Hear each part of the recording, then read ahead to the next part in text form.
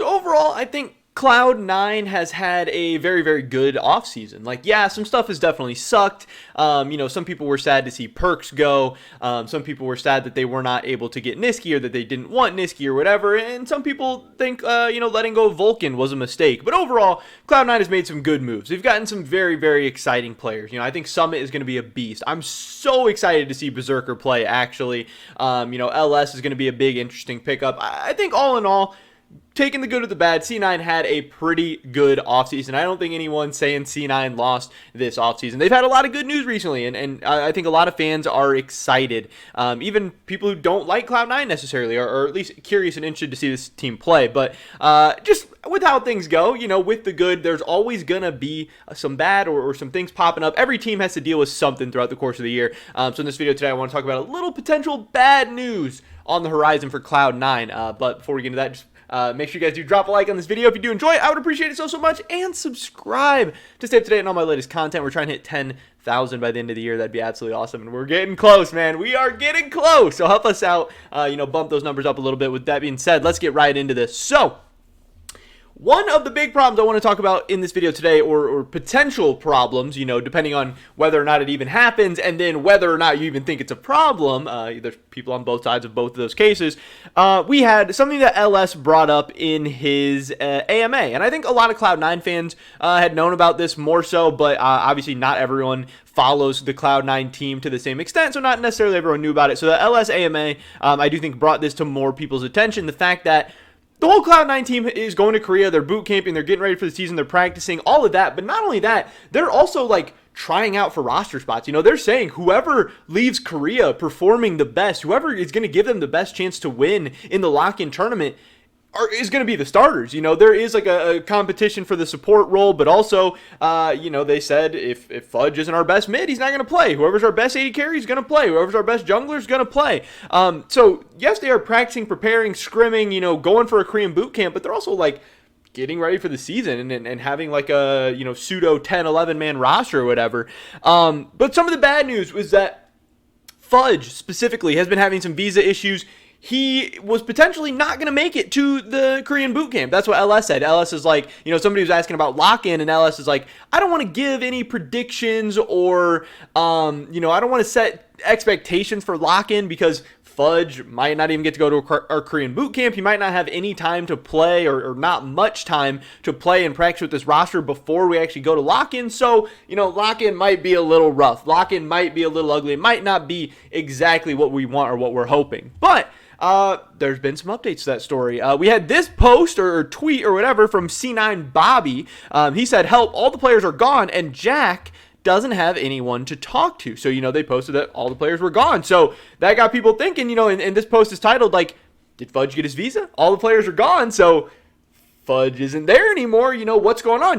We didn't hear about Fudge getting his visa. We haven't seen Fudge in Korea or anything like that, but maybe we got some good news. Maybe he's, maybe he just hopped on a plane. He's headed over there. Maybe this thing will be saved after all. But Jack did chime in and say, no, the visas got delayed for more information. It looks doomed for our Canadians and Australians. RIP Korea boot camp. Now, obviously, I think he's joking around a little bit when he says RIP Korea boot camp, but yeah, he said it does seem doomed for Fudge and them. So I don't know what exactly this means, why all the players are gone. Maybe Fudge just left. Maybe Fudge is somewhere else. I don't know, but it does seem like he will not be able to go to Korea. Now, again, I don't know how official it is. I don't know, how late he would come and join them. If, say, he does get his visa later on in the process. I don't know, but at this point, it doesn't look good. The word doomed is coming out of Jack's mouth.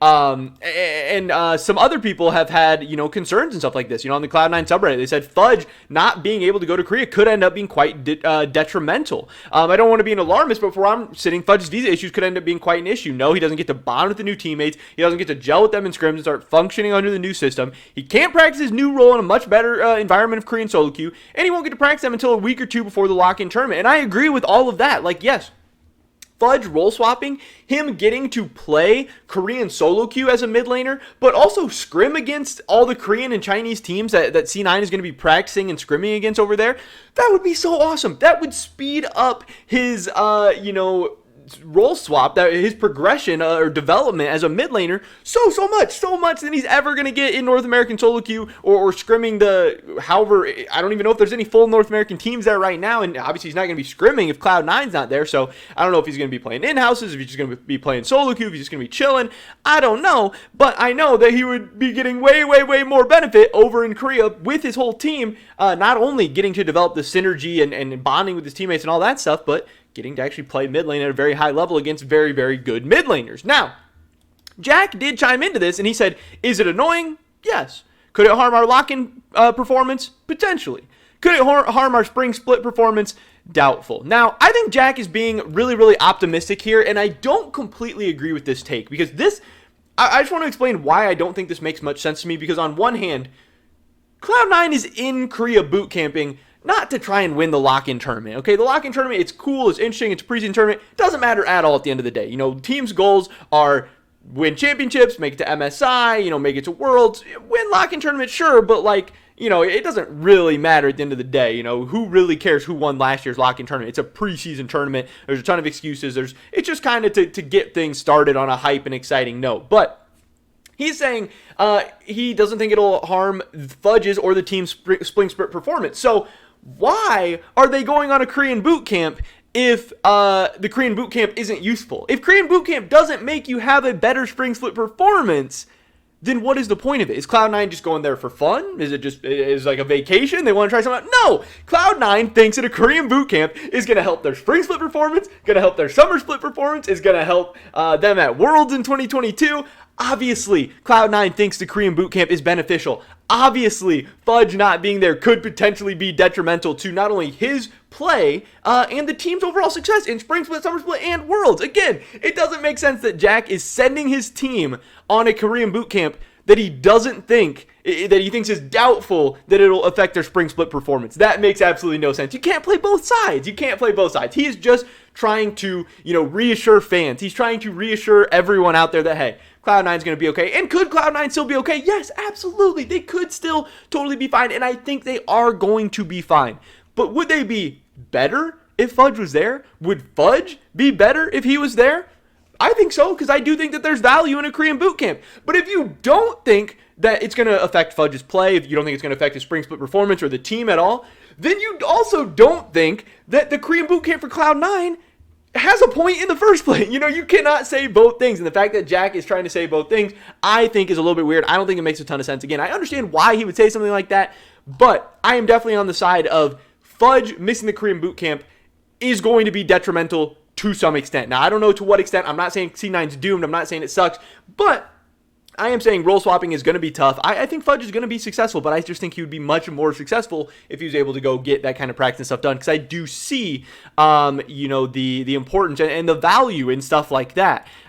So I don't know. I just thought that was kind of interesting getting those comments from Jack. You know, here people saying in this Korean bootcamp FAQ, this was 2 days ago, so this is most recent. Fudge still hasn't gotten his visa to Korea. Apparently, it's especially hard for Australian citizens to get visas, according to Jack. There's also just some plain bad luck. That's why it's taken longer than expected. So overall, I just think a little bit of bad news for Cloud9. I still think they're going to be okay, but again, it's not good news. It definitely affects them to some extent, and it does suck that he's not getting to practice or play with his main team. But on a good note for Cloud9, we did get this tweet from Summit where he said, "This is the first time I've received so many messages while working as a pro gamer." So that's awesome. You know, the Cloud9, the LCS, the NA fans are showing him a ton of love, and it seems he's really recognizing that and appreciating that. Hopefully that's a good sign, you know, for him coming over to North America and enjoying it. But he also said, "Although my English is not good now, I want to learn English quickly and communicate with fans. Please look forward to me doing my best and everything." And that is absolutely awesome. I love hearing that. He's going to try and learn English. He wants to communicate with fans. That is exactly what we need. We need people for content. We need people to help grow the LCS, to grow, you know, Cloud9's brand, to grow all the franchises,